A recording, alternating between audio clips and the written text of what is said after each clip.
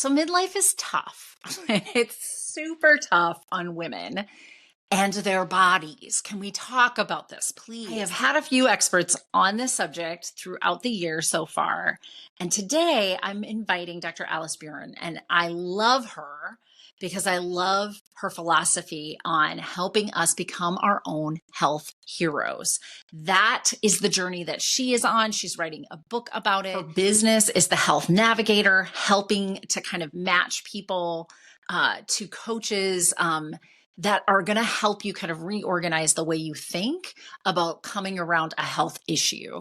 So instead of over relying on that Western medical model of go into the doctor, I have a problem, they'll fix it, they'll give me a pill or something of the like, she wants us to become more body aware. She wants us to become more of an advocate and more empowered in our own health outcomes and health journeys.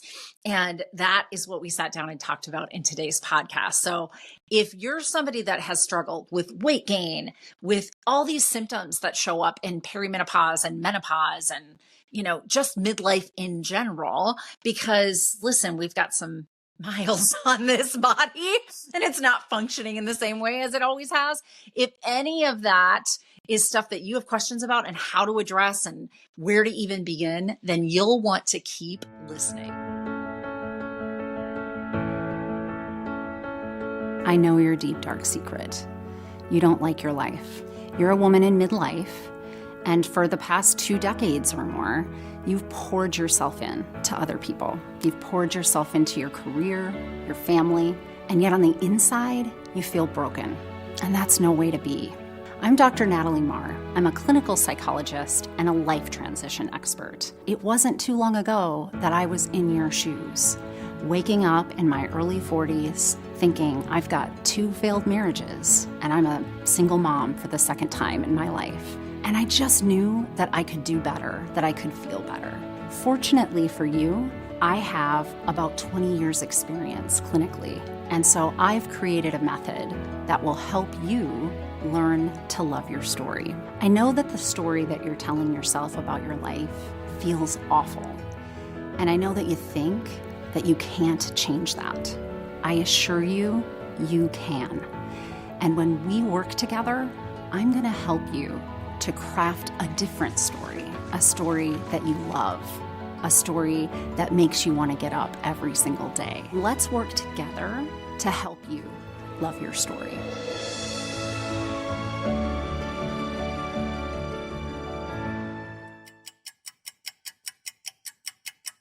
Are you on my mailing list yet? Because if you're not, you really should be. You want to join at learntoloveyourstory.com. If you scroll down, I'm giving away a freebie for you. Honestly, you know what it is? A free course. I sell online courses, but this is a course just for you. And it's about freeing yourself, letting go of what others' expectations and ideas are for you. That nagging self-doubt in your head, it's usually fueled by your consideration of what others think of you over your consideration of what you think of you. And so I teach you in my video all about what is underlying that kind of self-doubt and how to get out of that conundrum. And I give you a workbook that goes with it that helps you to build the skill sets that you're going to need for that. So please make sure you're on my mailing list, because at the least, you're going to get a free gift. And at the most, you're going to hear about all the things that we're doing on Midlife Crisis to a Centered Life Thriving and learntoloveyourstory.com. And you don't want to be missing out on any of the new things that'll be coming your way. Welcome back to Midlife Crisis to a Centered Life Thriving. Today's guest is Dr. Alice Burron, and she has a whole host of things to help us with. Her tagline is to be your own health hero, which I find to be absolutely amazing. But without further ado, let's talk about who Dr. Alice Burron is. She's a health coach, exercise physiologist, personal trainer, and healthcare educator. For over 20 plus years, she has worked with individuals to overcome health challenges such as weight loss, physical fitness, disease management and reversal for conditions such as rheumatoid arthritis, fibromyalgia, cancer, hormone and gut concerns, and type 2 diabetes. Alice believes that we all have so much more healing power than we realize. But in order to tap into that potential, we must overcome the current forces against our health. Alice teaches people about those forces and what to do to overcome them. And she has created a clear approach to navigating health concerns so that people can heal themselves and those they love faster. So let's welcome Dr. Alice Burron. Back to Midlife Crisis to a Centered Life Thriving. We have Dr. Alice Burron with us today. And without further ado, thank you for being on the podcast, Alice. This is so exciting. Excited. Yay. Thanks good. so much. Yeah. So tell us, what is your story? That is always our first question on the podcast. So this could be as long as from the beginning of your time on. It could be something that's more related to what it is that you're doing and presenting to us today. But tell us your story. Well, I won't start from the beginning because we only have a short period of time. I certainly don't want to have your listeners stop right then and there. So let's talk about my story as far as it relates to your audience, women in midlife.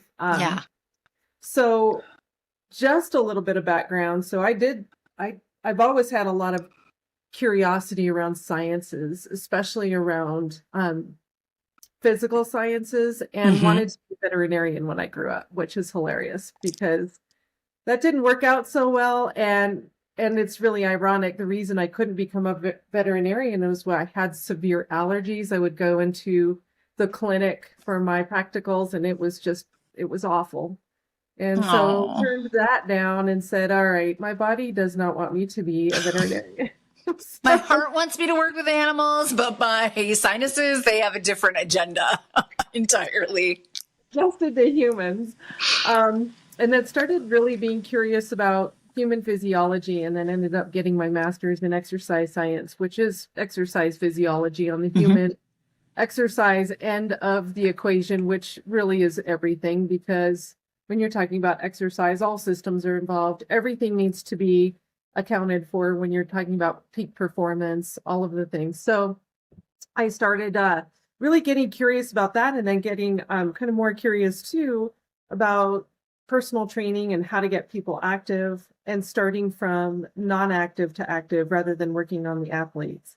Yeah. And I started to do that. I started to really recognize that there were some psychological barriers for people getting active. I couldn't put my finger on it. It was hard for me to understand, but I became a personal trainer, a health coach, trying to understand more about what it is I could help them see, or how could I explain this in a way that makes them want to exercise? Yeah. And then later on, all of the experience kind of started to morph into the strategy to really meet the person where they're at. It was a person-centered approach that I began to put out there for people, instead of an exercise-focused approach, which was, exercise aerobically 3 days a week, your strength training twice a week, stretching in between, and balance training, and then let's talk about nutrition. Yeah. Well, that's all really, really important and foundational, but it did not seem to get people to shift into a state where they were continuing on these behaviors, still couldn't understand it. So I started to dive in deeper. The psychology behind it is probably even more important than it is the physiology, because when you have the psychology behind you, the physiology just seems to happen. It does. So, yeah. It's really fun to watch, like, how things morphed from there. But personal training was really starting to change from personal training into more health management. So I had a lot of my clients ask me, what do I do about my thyroid? I've got to fix my thyroid. What do I do about my gut? I've got to fix my gut. And instead of being exercise focused, it ended up being condition focused. I have a chronic condition. Let's fix it. And I thought, this is interesting, because the condition is now driving your behavior. It's not person-centered anymore. It's condition-centered, right? Yeah. And I'm starting to see these patterns going, well, we need to think about how we can put you first, not your health issue first, not exercise first, and come at it from you. And so I started to really work with people through these health issues, starting from scratch. Tell me about you. Tell me about your life. Tell me about your genetics. Tell me about what you eat. Just tell me about what's going on in your life, and it all starts to unveil when Yeah. you start to get more self-awareness into what's going on in their life, what's been going on in their year, what's been going on, in their week. Then they start to see these patterns form, and they start to really, literally, you can see aha moments all the time. I got Right. addicted to that.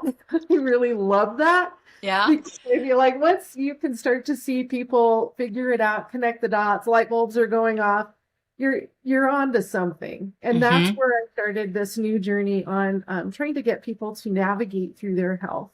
And Yeah. so self-navigation is really where I am today. And then I still think that there's more to be done on a global level, not just the individual, but I want to spread the message that there's hope for you too. There's hope for anyone who's struggling with any health challenge. There's always an option. There's always an intervention. There's always another way. Don't give up. You have so much to Yeah. look forward to. Healing is always happening. Let's just accelerate it. Let's look at it from a bigger physiological perspective. But let's also look at the forces that are acting against you right now. Mm-hmm. That's both external and internal forces. And let's start addressing those. And when you do that, then you start to change the way you interact with your health, your day, Yeah. everything that you do. Everything impacts health. But when you're starting to really understand the value of thinking and asking questions and being more curious, it just changes everything. It changes Mm-hmm. how you approach everything. And if you want to have this person-centered, really want the most joyful life, you have to have your health alongside you, or you'll be distracted. And I Yes. think we need to actually get a hold of ourselves, get a grip. And I'm here to help people do that very thing. And I created a system to sort of walk people through that a little at a time so they can feel like they're making progress. You know what I really appreciate about that whole journey is that you really could see that there's something bigger than just our physiology, even though you're a physiologist by trade, right? Like you're coming into it with the exercise lens, with the body lens. And yet what you noticed is other factors are holding us back. And I also like on the other end of what, on these health journeys that you want us to stay curious. You want us to stay non-judgmental. You want us to be, investigators in our own life so that we can unpack kind of what is contributing to these issues, and not in a way that's like, and tisk because you didn't do these 15 million things that you were supposed to do, but really more like the scientist model, which that's right. Similar to my approach to things too, as I teach my listeners here, because I just want people to not, there's so much judgment. It's so laden in our culture that I think that it's so easy to just get hard on ourselves and want to quit instead of just being really curious and interested. Well, I didn't do anything unusual in my life to have arrived at these health conditions. So wow, like I should unpack this. Like, where did my physiology interface with how my lifestyle was, and where my psychology is, my emotional wellness is, and how did it, kind of all combine into this issue for me, so that you can figure out how to get out of that issue instead of just being upset that you must have contributed to it. I think there's way too much of that in Western culture, where we're kind of blaming the individual for their circumstance. And it's not a character flaw, folks. It's just, this is how our anatomy shows up in our environment, really. And I think our environment is really one of those huge forces against our health. Our culture is a huge force. Our social life can be a huge force against our health. There's some external forces that are at play that we're not even aware of. But once we become aware, it's kind of like when you're in the forest and you're walking through and you start to recognize there might be creatures that are going to hurt you, you'll start to pay attention to the sound. You'll start to pay attention to the environment around you. Like, there's a corner. Maybe I better be careful when I go through this, this place and this path. And I think that's what I see people kind of not thinking through their day. And impact of all of those threats, really, they're health threats. Yeah. Yeah. And so what I think the first step to do is to go, okay, I'm I'm subject to a lot of the forces that are against my health. And until I know what those are, I can't do anything about them. I will continue to do the same thing. And doing the same thing isn't getting us in a very good way. I mean, many Yeah. of us are taking care of our health the way we should because we're being more of this kind of more of a victim of it rather than being proactive with it. And Yes. really want to empower women to look around and ask that question. Why is it that I feel like I have to always go to my doctor first? Mm. Why don't I think about this a little bit and kind of look back and see what it is that I can do first? And this medical first approach that we have in our culture is one of those problems. And Yeah. I'm not saying anything negative against doctors. They're doing exactly what they're supposed to do, but we're expecting them to do more. And the Yeah. reality Yeah. is we have to own that. We actually have to be more proactive and like empower ourselves to be able to say what's going on right now. Our culture isn't healthy. Maybe your parents at some point in time taught you how to manage your health without you even recognizing it in a way that wasn't healthy. Right. Did they let you get away with some things like just eating macaroni and cheese all the time? I mean, Yeah. what did that tell you when you were little and you were learning about how to manage your health? Mm-hmm. And if you have, if you live in the United States, you're like most people, you're going to the doctor, and the US is a medical first culture. But I have this statistic that doctors even think we're going to the doctor too much. Wow. So I mean, think 20, about that. I That's know, okay. right? Mm-hmm. 20% of medical care is unnecessary. Wow. And they say that 22% of prescription medications are unnecessary too. And 25% of medical tests are necessary. Yeah. Yeah. But yet we have this label everywhere that says, go to your doctor before you do this, go to your doctor before you do that. Yeah. That's the culture we are in. And little wonder we're confused. Little wonder we're going to the doctor all the time. I just think awareness about why we're doing that is going to really help. And I think it's going to be more self-empowering. The doctor isn't going to be in control of your health destiny. You are. No. And And yeah. And I think if they can, though, like, I think the way that you're telling us this, that we are kind of creating this phenomenon where the doctors are in control of our health destiny almost. If we're always going in like, I'm broken, fix it, right? It's a problem, fix it.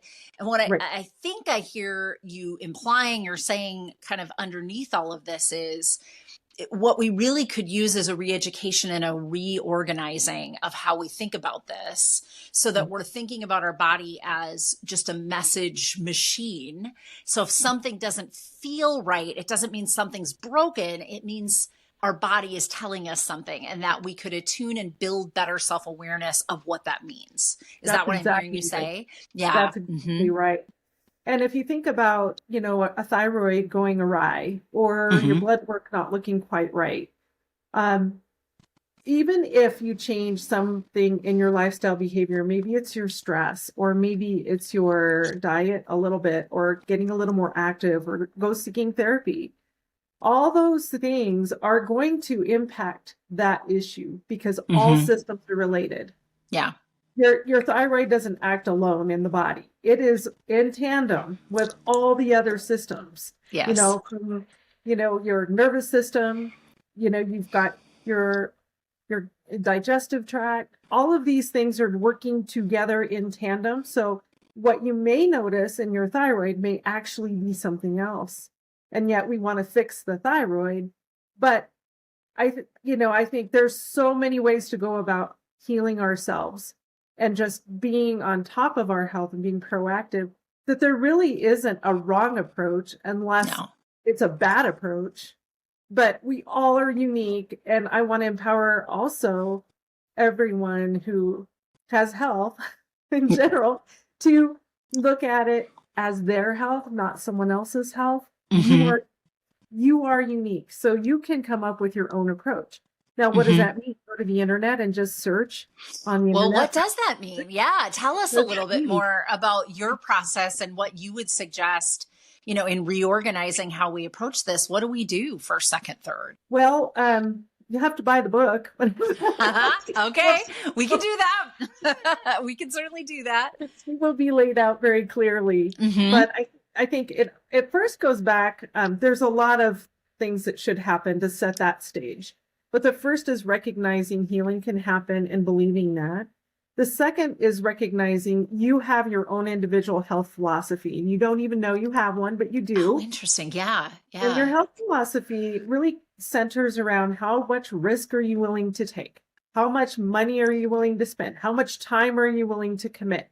And also, how much, I guess, when I think about people approaching their health, it's so unique in that there is something there that you do all the time, regularly with your health that you don't even know you do because you have some default approach. Mm-hmm. So what is that default approach? And work within that approach.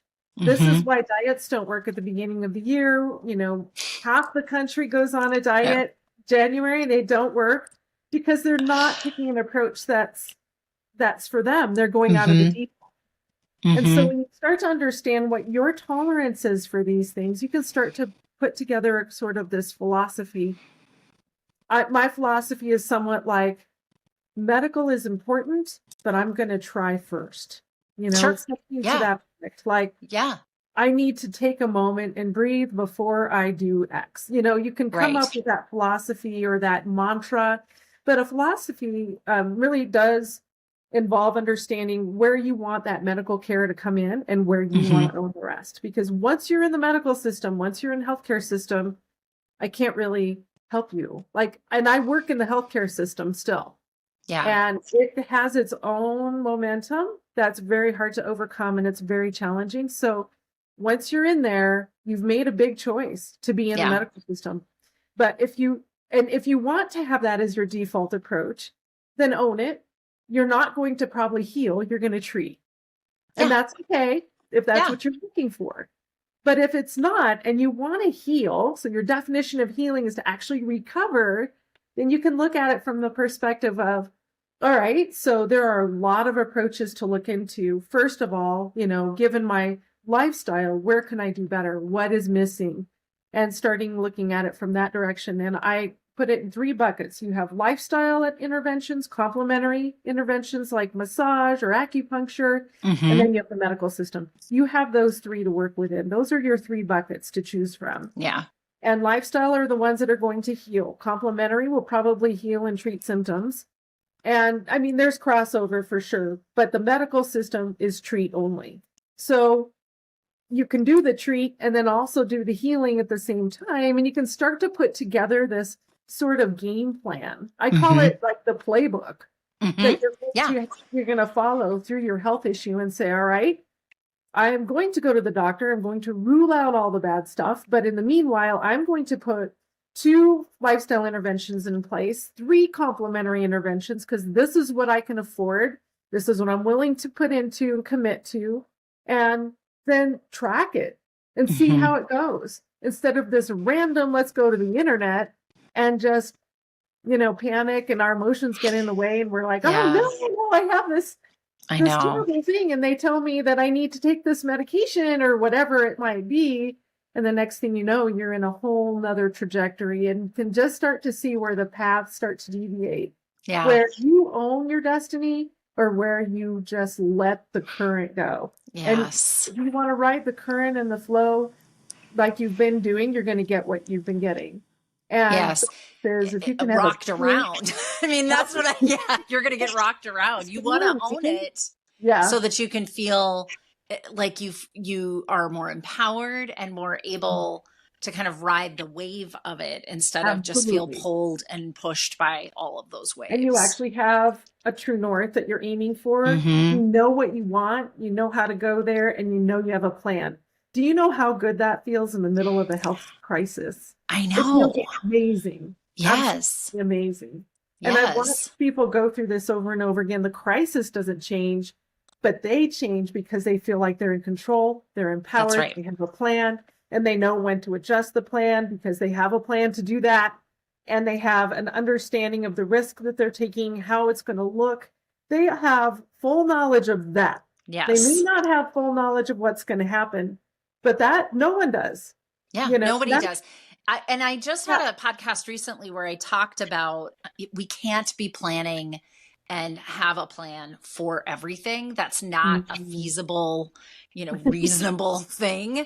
However, you can trust the planner. You could kind of flip that around and think about it like I could be prepared for anything if I'm always reinvesting in self-awareness, knowing myself, knowing my health, having a process, having a philosophy around my health, and going back to kind of those core anchors so that I feel in control when there is an unknown factor that I'm still trying to investigate and figure out how to best address in my health and wellness. Certainly. Certainly. I mean, I agree. You can't have a plan for everything, but if you start to look at one health issue in your life, even a small one, it could be an ache or a pain, and you implement the strategy for that, you'll start to get an understanding of it enough so that the next time something comes up, then you already have that kind of innately in you. It's not like you write it all out.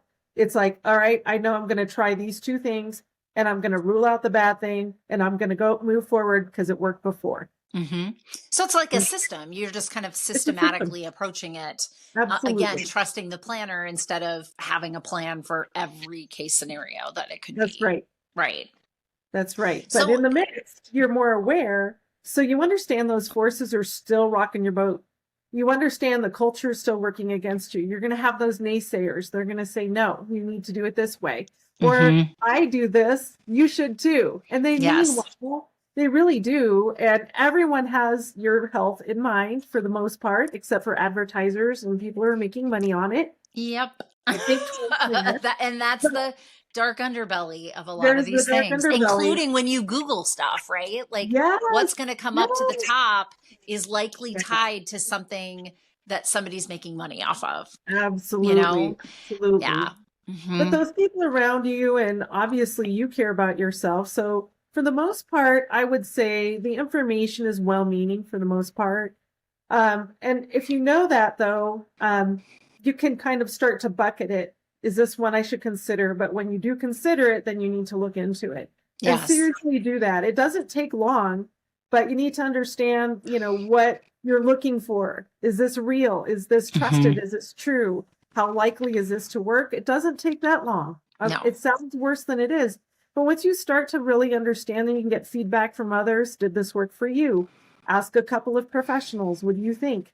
The next thing you know, you have a pretty solid structure. You can count, and you can feel good about. And even if it doesn't work, you can feel good that you did your best. Yeah. And I think right now in our health, when we manage our health, we have a lot of internal forces working against us too. We get scared. Our biases get in the way. And just knowing that self-awareness within us is just as important, because then we're more likely to be susceptible if we're emotional or we have a bias in play. If we don't know they're happening, then we're probably going to choose an approach that won't be the best approach. Exactly. Step back. Exactly. There's that. So I'm wondering, as I hear you talk about this, are there any certain barriers that, women in midlife, since that's my listenership, might be like you're seeing them run into more often than not? And any thoughts you have on how they might address those challenges? Yeah, absolutely. Well, women in midlife have kind of the worst of it, I would say. And my heart goes out to us and you. And I know. It's a tough ride. This little strip. Yes, it is. Tough. And my heart goes out to you. That is why I do what I do for you. Because you have kids that you're worried about. You have aging parents you're worried about. But your whole body is changing and transitioning. And our culture doesn't embrace that transition. No. Our culture is counter to health in general, but it's even worse when you're in midlife. You're still expected to do things that you did when you're in your 20s. You're still expected to look the same way, have the same energy, and life changes. We change. No, that's not fair to you and your body.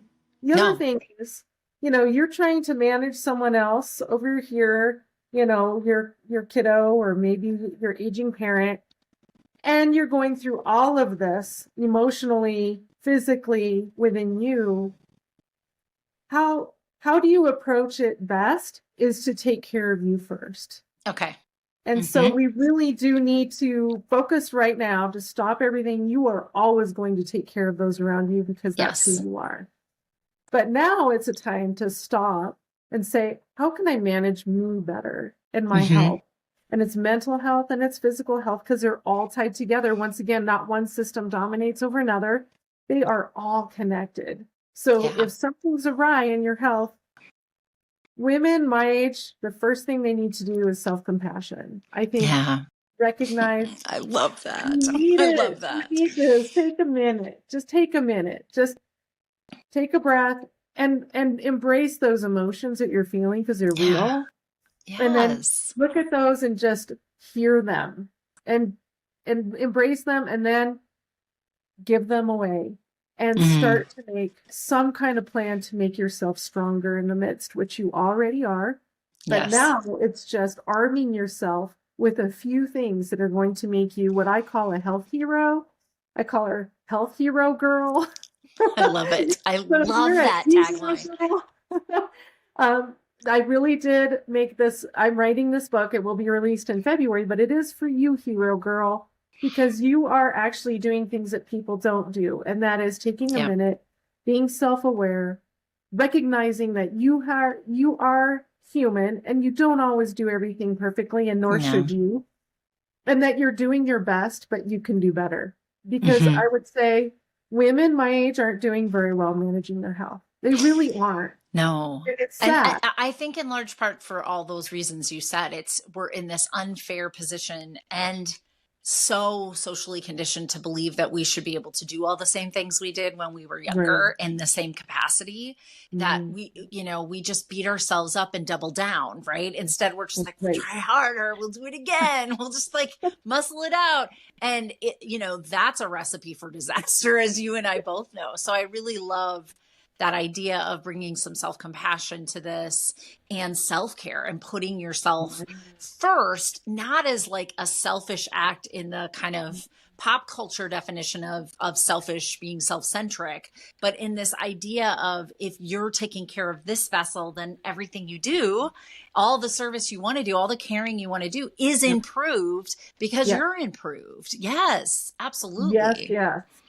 And trust that. You may not want to do that because you feel like everyone should come first, but trust that you should right now. And when you do, and you start to take a minute and just be in who you are, your body will talk. It will talk loudly. You will hear things. Your ears might be ringing. You might feel something that you haven't noticed. Maybe you have noticed, but you haven't realized it's progressed that far. Your body's always talking to you. Yes. The second you wake up to through the night, it's always saying something. And if you're gently hearing that voice, then you can gently address it. You don't have to be reacting to the disease, right? Oh no, now I have diabetes. What do I do? Instead, you've already picked up on those subtle cues and you're asking your body, all right, what would be the best thing for me to do to help you right now? Yeah. And it's a whole nother, and other cultures do this really well, by the way. Yeah. Better than us. Yeah. You do not have that culture. So you will feel counterculture. You will feel weird in this process, but you're starting to hear more about it, especially as yoga has been brought forward as a really popular exercise that people do. It's got that more of that mindfulness to it. Yes. It's a matter of being mindful, but it's actually a matter of being inward focused. Right. So you're mindful, but you're also inquisitive and asking yourself questions, not reaching out, looking for answers from the outside. You're reaching for answers from the inside. Sure. So I ask my body all the time, what is it that you really need me to eat today? I mean, that's a bizarre thing to ask. But the truth is, we always go for the whatever everyone says is the thing we should go for. Exactly. Is that really what your body needs? Is it? Is it really? I mean, I laugh because I was a vegetarian in college for a while. And so as I was eating all these fruits and I look back and I think I was eating salads that were like a bowl this big Enormous. Yep. Mm-hmm. for a meal. Is that really what my body needed? No. No. No. So I was craving carbohydrates. I still ate cheese pizza. My body was gonna find it one way or another. Yeah. So I think if we can be more open to what our body has to say, I think we can really make great headway just with that. Yeah, well, it goes back to that self-awareness piece. And I'll talk to my listeners about it being a compassionate self-awareness, because you also want to be really kind and understanding as you start to learn, oh, I've been ignoring, like what my body really needed all the way up until this point. I kept looking outside my body to culture and to diet industry and all of that to tell me this is what's healthy, or to the doctor as you started the podcast, right? I've been looking outside me to tell me what inside me already knew intuitively I needed, if I had just kind of honed the skill of listening to how the body says, this is good. I'm feeling good. I'm energetic. I'm not tired. I'm not sluggish, versus this hurts my stomach. This, is causing bloating. This is slowing my energies down or making me feel tired. Like, it's subtle, and the language of our body is different than English, right? It's different than our verbal languages, but it still is a language. It's a language. We need to learn how to speak it and listen to it. Absolutely. I did create a handout, and maybe I can make this available on my website. Oh, yeah, we would love that. So many handouts, but this one in particular just has words to describe how you feel physically. So it has descriptive words for pain, descriptive words for discomfort, because sometimes we're without words, like you said, our bodies talk, but we don't know what it is. It's like it's a sensation, but it's hard to verbalize, especially to your doctor. Yes. When you say, I feel uneasy, what are they supposed to do with that? Uneasy. What does that mean? What does that mean? What is that? Yeah. And your uneasy and my uneasy are different. But if we attend, go to the same physician, how is that physician supposed to discern that? So we do. Take that and make something out of that when they're thinking in their backlog of, okay, X symptom is this Y treatment.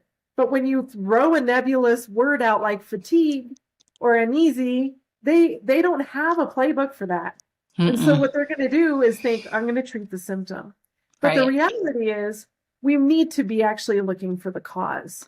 Sure. And it might be something super simple, and there are foundational things we do need to know. Bodies love exercise or movement, not just running, but they love to move. They love to move in different directions, different planes, not just forward in a walk. Our eyes love to work like close up and in distance and things like that. Our bodies love. Our bodies love water. Our bodies love good food. Yes. And our bodies love fat. And if you're a fat phobe, you need to think about it, because bodies love it. They do. I mean, the science is behind it, but it's got to be, all of this has got to be in moderation and in for you. An extreme in anything isn't good, obviously. Right. So you just and there's quality within all of those macronutrients that you just described. So there's, having a donut, which is not, nutritional in any way, I don't think redeeming in any way, but, there are carbohydrates and good fats that you can mix together in oils and vegetables and fruits and things of that nature. So like the macros need to be there, but we also need to be kind of educating ourselves on listening to that body again. And like, if I eat a donut, I usually get heartburn and I also feel sluggish later in the day. So I know that's not what my body needed. I thought it tasted good psychologically. Probably I was more attracted to that. And it isn't really what my body needed. No, and you start to really notice what certain things do, like sugar. And sugar is a huge one. Our bodies were never intended to eat it like we do, ever. Yes. And we're not really intended. Our systems aren't set up to drink juice. I'm just saying. Like, y'all like orange juice, seems like it's got a power packed full of vitamin C goodness in there. It may taste good, but if you watch what blood sugar does once you have a like even an ounce of orange juice, you'll start to understand that that is an onslaught. That is a actual force against your health. The second that reaches the system, the body has to overreact to take care of it. Yeah. And when I looked in cardiac rehab, there were people with low glycemic, or low glucose levels. And when they started to get kind of faint, we'd sit them down, we'd give them a little bit of juice, and they would perk up immediately, and we'd be checking their blood sugar the whole time. It's instant, folks. Yeah. If you have something in your body, it's instantly in your bloodstream. Your body's going to have to do something with it. Does it need that sugar, whether it's from a good source or not? And then start to pay attention to how you feel, your mood, your heart rate, all the things. Like even watching, like, am I shaky? Just know what happens when you do have those things. And then recognize that your body has to do a lot of work to do something with it. And then at the end, was it worth it? That's the question. Yeah. And then start to understand, like, wow, maybe it isn't worth it to have that glass of wine or that beer or that, donut. Yeah. But also you've got this social piece that's also kind of working against the logic. You're in a room where tribal people, we just are innately in tune to others around us, and we want to do what they do, and we may grab that donut because of that. Yep. What do you do in those instances, and just being a little thinking ahead, being preemptive and just having your strategy already? It's like, no, I already had my donut today. Thank you. Whatever. I already did that. It might be, but it is incredible to watch in a room what people do when they're together. And, birds of a feather flock together too. So you find those people that you want to be like or are like, smokers like smokers, people who eat out, they hang out together. I mean, it's just what it is. Yeah. And if you're really wanting to kind of shift over, you may have to make some new cultures within that, not have to like totally push those old ones away. But as you're learning more about yourself and how your body responds, kind of start to pay attention to inside you and then outside you too. Right. And like, what is driving you to want that? What is driving you to take that? And those questions, right? It's all curiosity, and it's a lovely dance between, not overthinking it and being simple about it, but learning yourself is just like going to people school. It is. It's like going to people school. It's going to school for you. Exactly. on the subject of you. Yeah, exactly. I like and that. At the end, you're going to get your owner's manual, and you'll start to know you better than ever. But what's crazy is that you'll constantly change. And in midlife, women in midlife are constantly changing yet again. And women are always changing throughout their life. And here we have to like listen to the symptoms again and not panic, no emotions, have that philosophy, take a deep breath, a lot of self-compassion, and then try to, define what those symptoms are, take them, look at them and say, can I do anything about them? Body, what are you thinking? What would help me right now? Most of the time it'll tell you, you need to rest. You need to slow down. You need more margins. You need to eat better. It'll tell you. So trust that it will. Yeah. Do you have any like success stories or stories of individuals you've worked with where it's just been really remarkable kind of seeing this journey when you help people to become their own health hero girl? Yeah, absolutely. I have one younger client, and she's amazing. She came to me with PMDD. And which is premenstrual depression or premenstrual dysphoric disorder, I think is the technical name. Yeah. Hormone imbalance, and we're trying to understand her cycle and all the things that were going on. And so the doctor told her to go on the pill. So she went on the pill, and it was interesting to watch how her body just sort of flatlined, her life flatlined. Everything flatlined. When you mess with hormones, things change. Things change, yeah. Then it's not like you said earlier, it's not just one system. It's that system is interconnected with so many systems. So you change it, and then you change the variable to all these other symptoms. Absolutely. And at the end, she recognized she didn't want to be on the pill. That wasn't the strategy she wanted to use after introspection, Mm-hmm. really understanding her philosophy. She wanted more of this holistic approach. Okay. So she got off the pill. It was hard. I'm She sure. had a lot of problems. And, of course, she was worried about getting pregnant and all the things. So there was an emotional piece to that too. Yeah. But as she built her journey, she started doing things that were so incredible. She would draw her moods throughout the month. Oh my goodness. And How cool she put is them that? away. And then she would draw the next month and then compare. They were the same. And she started, like the colors. Oh, I love that. Was the same as the colors that next month in the same week of her phase. And even the themes were yes. And it was mind-blowing. Yeah. I mean, it's so to connect the cycle to emotional and psychological states. It's really like, if I don't know, I'm trying to think of how to describe this to listeners, but it's all of it. It's the thoughts that are running through your mind. It's the way your body is physically feeling in those moments. It's the level of, irritability, anxiousness, blahness, all of it. And you kind of assume that that's changing, with each and every day, just because there's different factors in each and every day. But when you clock your cycle in some way, with art is amazing, by the way, but when you clock your cycle in some way, you're endlessly fascinated with, oh dang, I'm like, this is exactly how I felt 30 days ago, 28 days ago, whatever your cycle is. Exactly. Yes. You can start to see those patterns. Mm-hmm. Well, then she introduced a couple of variables in there that she tested and selected. She'd done her homework, and they were mainly around eating. So she really watched her calories. She ate all day long instead of eating in 3 meals. She really switched it up, and she tracked it. And all of the paintings, all of her drawings became happier. I love it. And I love it. And, she put those away. She implemented the strategy, gave it a couple months, started drawing again, and they were all happier. So just interesting to see, what the body is actually feeling coming out in this, because it's we're more complex than you know.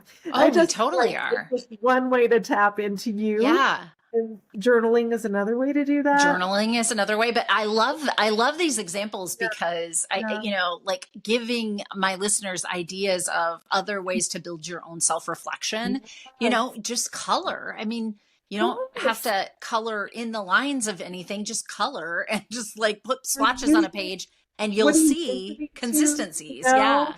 You could even log what your music preferences are throughout. But what she did learn was there was something really innate and deep within her that was struggling, and she was able to try to address it with self-compassion and ended up making it kind of shift a whole level up. Yes. It's not just one time, one thing, but it was everything that she shifted, doing just a little lifestyle intervention with food. But later, her husband actually came to me.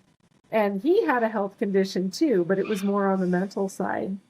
And what was amazing is not that I am any therapist or offered him any advice, but I helped him create a strategy too that was so similar to his wife's. And interesting. Together, they kind of went through their own journey, but they were keeping each other accountable. But at the end, he told me, I don't know what would have happened had I didn't have a strategy. I probably would have just gave up. Yeah. Do you know how empowering that is? That is. That is. He actually felt like he could own it. And he went through, he did a couple of different things. He saw an acupuncturist. He started to do reflexology because he's just got that bend. And it just resonated with his soul. So not everybody will find that resonating with their soul. You have to try, experiment, learn. Sometimes it won't work. That's great. That's news. That's important information too. Your body may not want that, may not need it. As a matter of fact, it may not like it. Then don't do it. Then don't do it. Yeah. That's just listen. Just listen. There's thousands of other options out there. There are so many options out there. Yeah. So And I love that philosophy, though. Again, it kind of comes back to that. You operate like a local clinical scientist and you're helping people kind of make themselves their own research projects. And all of that just means like, I know that many times women are looking for the answer, like that's the right, Googling, right? Or looking at books or whatever. And what you're describing is, everybody is too unique and individualistic for that to actually be a thing. So you can give them kind of methods for test it out, then listen, then figure out, like be plotting that along in some way where you're tracking it and deciding, is this information that's going to help me to continue with the thing I tried, or do I give it up and try something else because this doesn't work for me? absolutely. Mm-hmm. And the physiology side is really important. I think use the internet for that. Like Mm-hmm. if you're looking at a symptom, what system is at play? Is it your GI tract? Is it your central nervous system? What Got it. system is really at play? And once you know, then you can kind of, start to look into how to support that system. Got If it. it's, Got it. musculoskeletal system, you have sore joints. What's up with that? Maybe it's an inflammation problem. Mm-hmm. Start to look at the immune system and how can you support that. But no matter what you do, you may get at it from a different angle, and that's okay. But if you know the physiology enough, you can start to put all those approaches around that thing. And Yes. you can kind of move it forward a little faster in most cases. Not Yeah. always. Sometimes, like I said, there's a deferred issue. Mm-hmm. But, what I would love to do is coach everybody in this. If I had no other job, I would just Exactly. stay along. But I want your listeners to know that just listening to this today will get you to think a little differently about your health and how you manage it tomorrow. Just one different thought, being a little more curious, self-awareness underneath is the most important thing. Why am I eating that donut? What Mm-hmm. is it making me feel like? Why didn't I sleep last night very well? All of those are questions that need not to be answered, but need to be heard. Yes. If you just ask the body, then it will actually, it's thankful. You can tell there's a set of relief, like you paid attention. You paid attention to that symptom. Whoa. Okay, then I'm actually not alone in this because it's fighting all those outside factors and inside factors Right. of you. Your health is the one that's going to be suffering if you don't. Mm-hmm. Yeah. Mm-hmm. And I agree completely. Just having listened today, you've already started some of that reorganization, and hopefully as you're addressing the health issues that are coming up inevitably in your midlife, some of the stuff that Dr. Burron has talked to us about today is going to be stuff that you can think about, and maybe even come back to this podcast. That would be my hope. Where can my listeners find you, Alice? So I have a website, Dr. Alice Burron, BURRON.com. So you can go find me there. Not a whole lot going on there except for a newsletter. So I will be sending you information and basically motivation around all the forces that are working against your health and what you can do about them. So first it's like, whoa, I haven't thought about this before. Maybe it's you're unaware of your health. So you could do some body scan meditations. I have that too. Love it. Maybe it's a lack of resources and you need to be innovative. I help you do that, and try to figure out what are some options for you, even when you don't have things like money or time. There's always something you can be doing, and I'll be kind of giving those tips away. And so there's a newsletter you can sign up for. And also my book will be released in next February-ish. Yes. I don't have to for it yet. That's okay. For it a little bit with a publisher, but anyway, more to come on that, so you can follow that journey too. Yes, definitely. And maybe we can have you back on when it comes out so that we can help you kind of boost the publicity for that, because I would love that. I definitely think my listeners and myself could use the book itself for sure.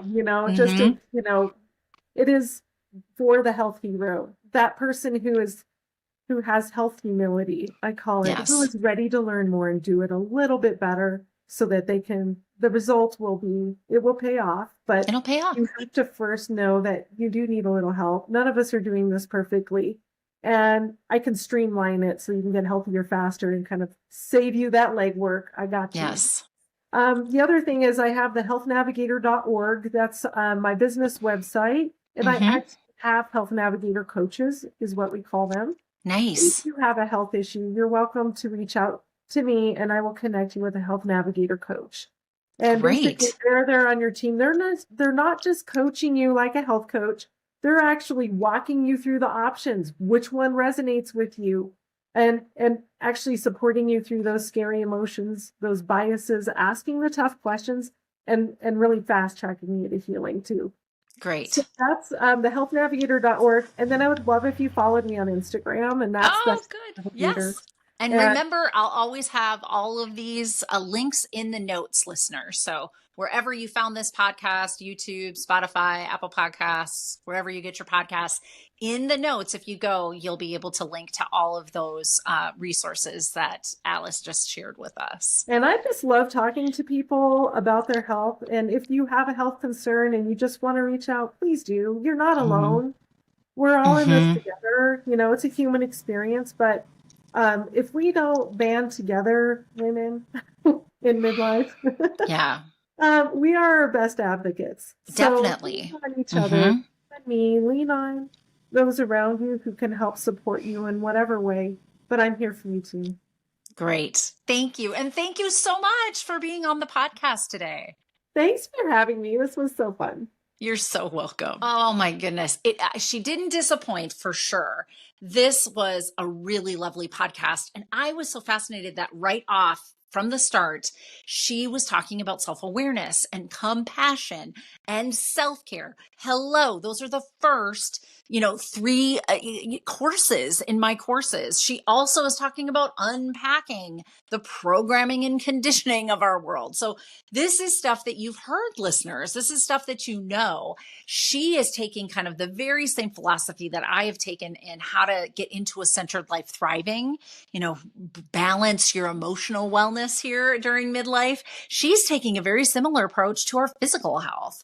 And I really hope that you enjoyed the podcast, that you learned something, that you definitely bookmark this one because you'll want to come back. When you start to have symptoms during menopause, perimenopause, whatever, when you start to face health conditions at this age and stage in our life, you'll want to bookmark and come back to this one.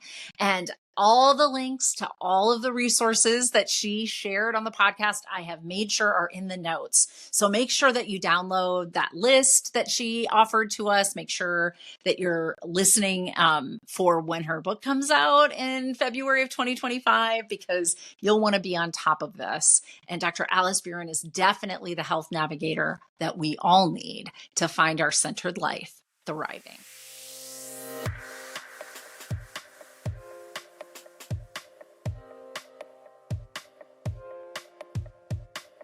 Because I am a licensed clinical psychologist in the state of Minnesota, I have to make sure at the end of each of these episodes that I give you the disclaimer that none of the material that I talk about in these podcasts is meant to replace any kind of therapy or formal medical or mental health treatment. And in fact, anything that I offer on my website, my coaching programs, any kind of psychoeducational materials that I release are not a replacement for that level of care.